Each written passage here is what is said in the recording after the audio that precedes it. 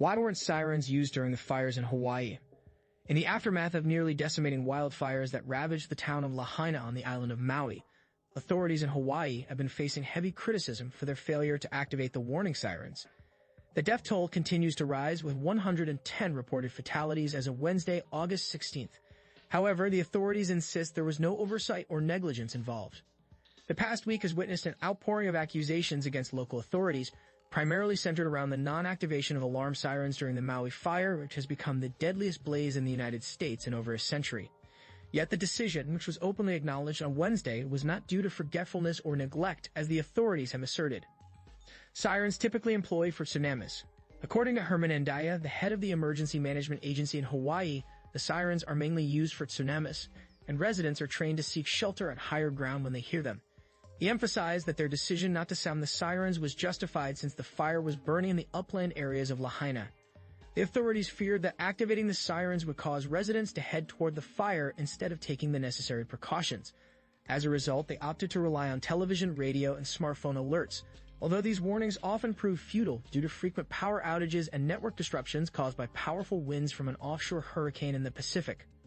Governor Josh Green echoed this sentiment, stating, "When I arrived in Hawaii, people told me, if you hear a siren, it means there's a tsunami and you need to go to higher ground," as he announced the discovery of 4 additional bodies, pushing the provisional death toll to 110. Hawaiian Electric, the power provider, has also faced criticism for not deliberately cutting off electricity, which could have reduced the risk of fires resulting from numerous fallen electrical poles. In the future, the governor emphasized the intention to underground power lines and make substantial investments in this area during the reconstruction phase. Visit by President Biden on Monday. During the fire, numerous residents in Lahaina, caught off guard, hastily sought refuge in the ocean to escape the flames. The survivors are now growing increasingly frustrated.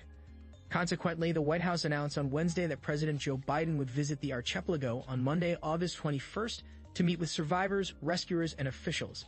Biden expressed his commitment to ensure that the people of Hawaii have everything they need to recover from this catastrophe via the social media platform X, formerly Twitter. President Biden swiftly declared a natural disaster in Hawaii, which enabled the deployment of emergency assistance from the federal government. However, he has been criticized by Republican opposition for what they perceive as an inadequate or indifferent response to the fires. The president did not make a public statement when the death toll significantly worsened over the weekend. The search efforts on-site continue to be challenging. According to authorities, only 38% of the area has been inspected so far by search and rescue personnel and sniffer dogs scouring the debris in Lahaina, which was home to 12,000 inhabitants before the disaster struck. Dean Criswell, the head of the Federal Emergency Management Agency, FEMA, emphasized the arduous nature of the search operation.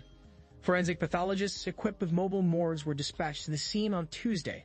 The teams now involved in the operation include experts who have worked on cases like the September 11th attacks, airplane crashes, and major fires.